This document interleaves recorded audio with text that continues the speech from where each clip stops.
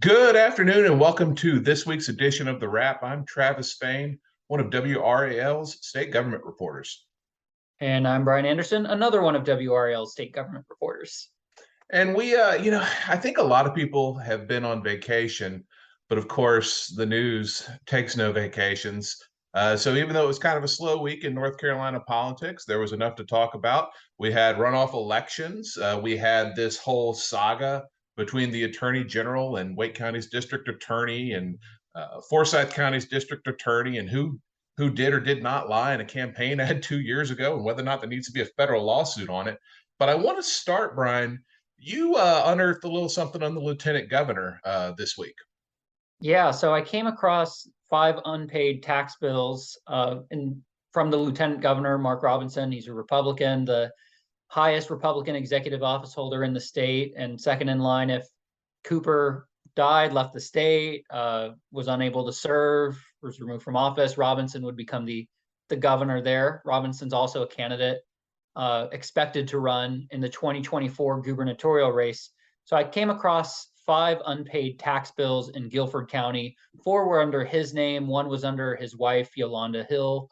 And I asked Robinson about it, and he did not know about these bills. That was the first he said he was hearing of it.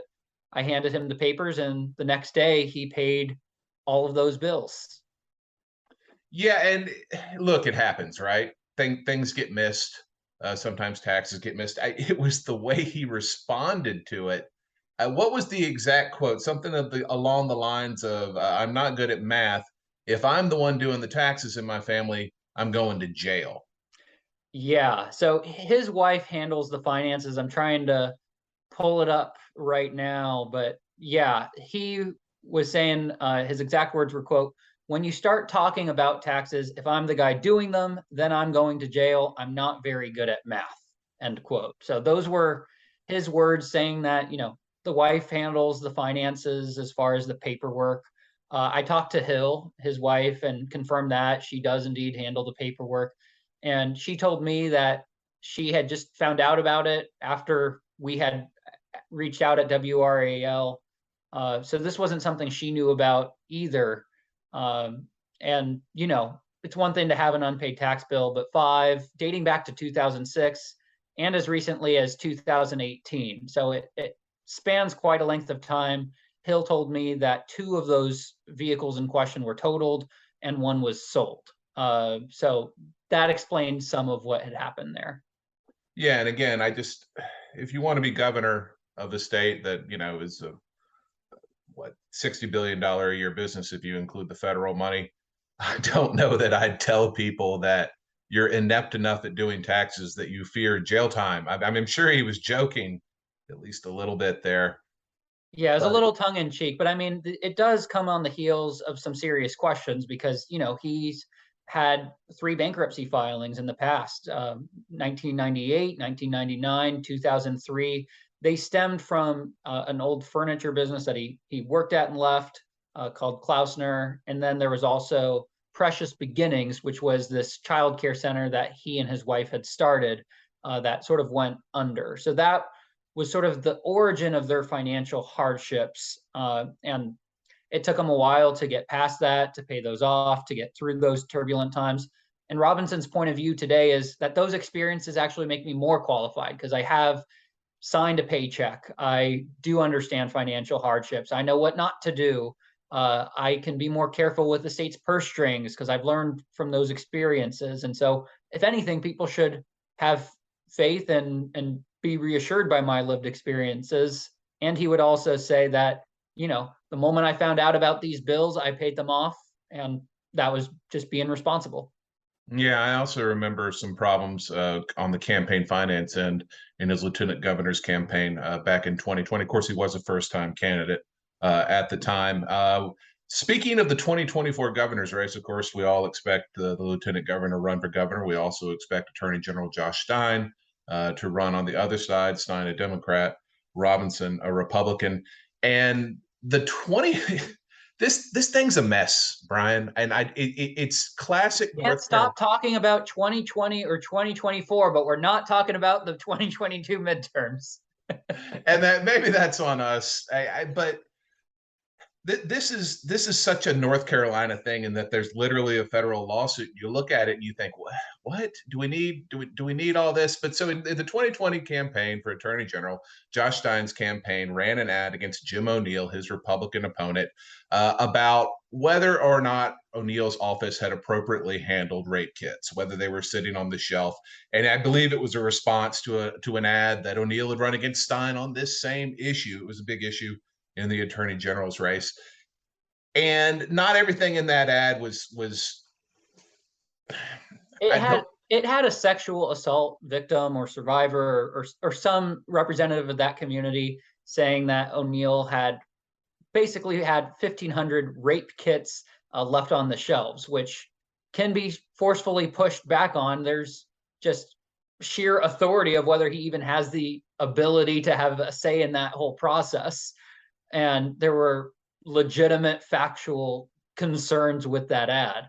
But it goes back to this century-old law basically about lying in ads, and it seems like it's questionable to enforce lies in ads. I think that would be a slippery slope, and you'd be keeping the fact checkers and the lawsuits all busy there. Yeah, O'Neill pushed for an actual investigation into this. Seems like the State Board of Elections and the SBI, I believe, were involved in that. And Wake County District Attorney Lauren Freeman recused herself, but an ADA in her office was pursuing the case. And according to reporting by Axios and WBTV, was close to going to a grand jury to potentially have Stein indicted on what would have been kind of a mid-level misdemeanor. This is a misdemeanor 2 under the law if you knowingly lie in a campaign ad. I think that the law goes back to 1931, and we're not aware of it ever being prosecuted. Axios and WBTV also had in their story earlier this week a memo from the State Board of Elections saying that enforcing the law might be unconstitutional. Something they didn't focus on that I thought was interesting in that same memo, though, from 2019, was the person who reviewed it for the Board of Elections said that it would not be prudent to, quote, adopt a blanket policy of declining to enforce this statute on constitutional grounds. So saying, even though there are questions about the constitutionality, probably a good idea to go forward on various inquiries into whether things are true or not. But that if you do go forward, quote, the case should be a strong one. It should be clear that the candidate knew his statements were false or that he recklessly disregarded the truth, which leads me to a question. What level of smoking gun in the Stein campaign exists for this to have actually been close to going to a grand jury before Stein's campaign filed a federal lawsuit and got a judge to stop that process because the law may be unconstitutional? That's one of my questions here. Why would we have gotten this far down the road unless there's something really interesting? Yeah, I mean, Stein seemed to want to, he portrayed it initially as he wanted to get the word out there to the public and kind of dismiss this. But the news that, there was some movement on this case seems to kind of raise some questions about whether he actually wanted to make it public or whether he felt he needed to. And what calculus did they go through where, you know what, some of the alternatives are worse than multiple media stories this summer about this federal lawsuit that I've filed in order to stop enforcement of this law? I don't know the answers to those questions. And the Yeah. whole thing seems like a mountain out of a molehill, except, a lot of people are making it a mountain. So, and a lot of them are Democrats. So not the only Stein courtroom drama. We know that there's some court filings due, I think, by the middle of August over this 20-week abortion ban that's being considered, whether or not it should be reinstated in light of the Supreme Court's Dobbs decision, which overturned Roe v. Wade. And so for folks who aren't familiar, the law of the land in North Carolina is that abortion is still legal today. However, there was a law that said abortion is outlawed after 20 weeks of pregnancy. And that law was basically halted and prevented from being implemented by a court. And so now there's an effort to get it unfrozen and let it become the law of the land. The issue is that Josh Stein is representing the state in this case, and there's a good point that someone could make that you're the attorney general. Your job is to defend state laws, whether you agree with them or not. That's just your job description. And you don't have to personally litigate this. You have lawyers with your staff that will argue this in a courtroom. Uh, and so he has said that he wouldn't defend this law being implemented, basically saying that this issue is too important. People need access to abortion. And so there's been some developments from Moore and Berger on that front as well to try and make sure that they can have a good, forceful defense of the law being implemented. Yeah, Speaker of the House Tim Moore and Senate Pro Tem Phil Berger filed an amicus brief in that case. It's pending before Judge Austin on the federal bench here in North Carolina. But here's the bottom line on the 20-week or post 20-week abortion ban. That is almost certainly going to go back into law in North Carolina. The judge has indicated that he will do it himself if no one argues for it. So whether Stein wants to argue for it or not, I expect that to go into effect, and then we'll see whether district attorneys around the state, how they react to that, whether they enforce it or not. I would expect them to do so.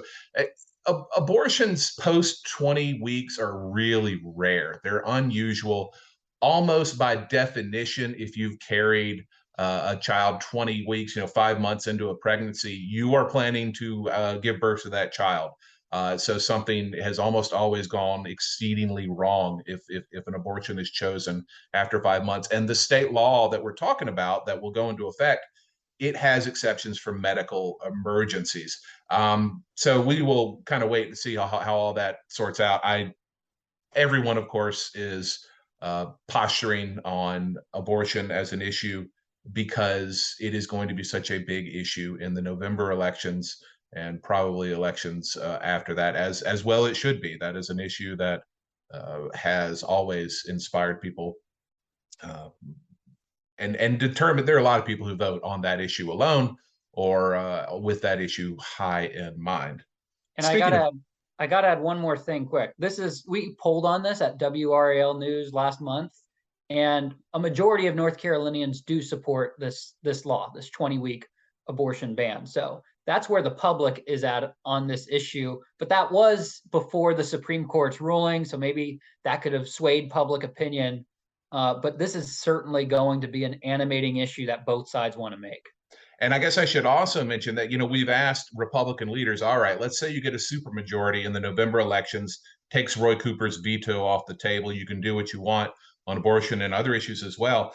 Senator Phil Berger, he basically has said, look, I think that abortion should be allowed for some period of time and then stop after, at some point into the pregnancy. He has not given timetables. He has said that he wants state senators to consider this issue, to talk to people, because obviously something is likely to come, some sort of legislation after the November elections. Speaker of the House Tim Moore this week said that he favors a fetal heartbeat standard. So once there is a detectable heartbeat in the fetus, that is when he feels like roughly abortion should no longer be legal. But as he would also know, he is one vote. And as you said, I mean, the status quo, or what's about to be the status quo, because the 20-week abortion ban is probably going to go back into effect, polls relatively well. Will this be as hard fought an issue in North Carolina as it will be in other states? I don't know. But of course, a lot of that will be decided if Republicans indeed get a supermajority in the November elections, because otherwise it's a Republican majority in the General Assembly and then a Democratic governor who's just going to veto any new restrictions they pass. Our colleague Andy, he had Paul Spey, as he's known, he had a very good story out for a fact check last week that I'd point people to. There was this question of whether this bill that was introduced in the legislature like 18 months ago would suddenly become law, and it called for capital punishment for people who get abortions, basically, if I'm understanding correctly. And this bill did not get a single committee vote. It was introduced by lawmakers who are fairly ideologically extreme, and that bill's just not going to happen. Moore and Berger have said they're not considering legislation on abortion this year. Next year, that's where that fight's going to be. So there's been a lot of concerns out there, but you got to put the facts first on that one. That bill is not has never been seriously considered. In runoffs on Tuesday, Brian, you did something about turnout, and of course, primary turnout is often not great. And when you have a second primary, because no one wins the first time out, even less so. I'm going to wager that most people seeing this are going to say, "What election happened on Tuesday?" That's the case with most people here. I mean, turnout was abysmal. There were 3 elections in Wake County. There were 2 for city council in Cary, town council, I should say, in Cary, and then those are considered runoffs because they're nonpartisan races. There was a second primary for the Wake County Democratic Sheriff's primary, and that was between Gerald Baker, Willie Rowe. Rowe had defeated the incumbent sheriff there, and he'll advance against Donnie Harrison, the Republican, in the November election. So that was pretty much the news that unfolded there. But experts I talked to who looked at these low participation numbers, I think there were a little more than like 10,000 early votes cast and absentee votes cast before election day out of 625,000 people who could have voted. That's just abysmal. And the experts I've spoken to say we should really question our system. Some people will vote 3 or 4 times in an election year. That's hard for a political scientist to keep track of, let alone an average North Carolina voter, and even a highly engaged one. So I think it raises some serious questions here about how voting is conducted in the state and whether you can truly get representative people in office when you have very few people voting.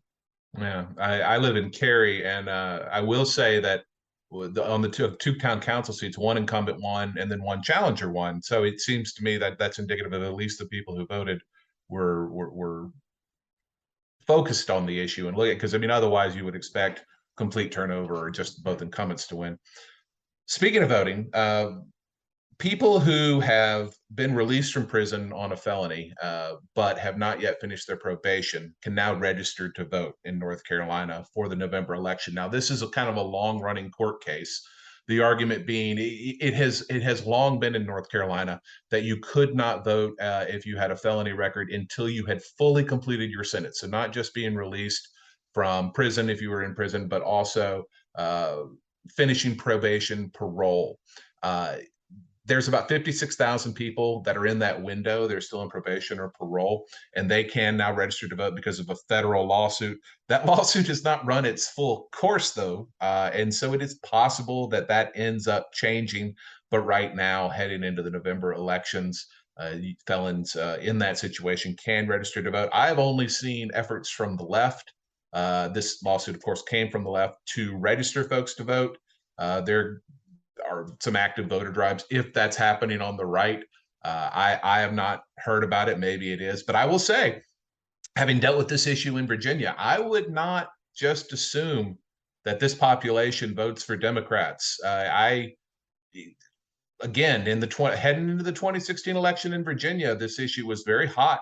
And I would hear from people all the time, so many people that this applied to, that I started asking who they were voting for. There are a lot of Trump votes.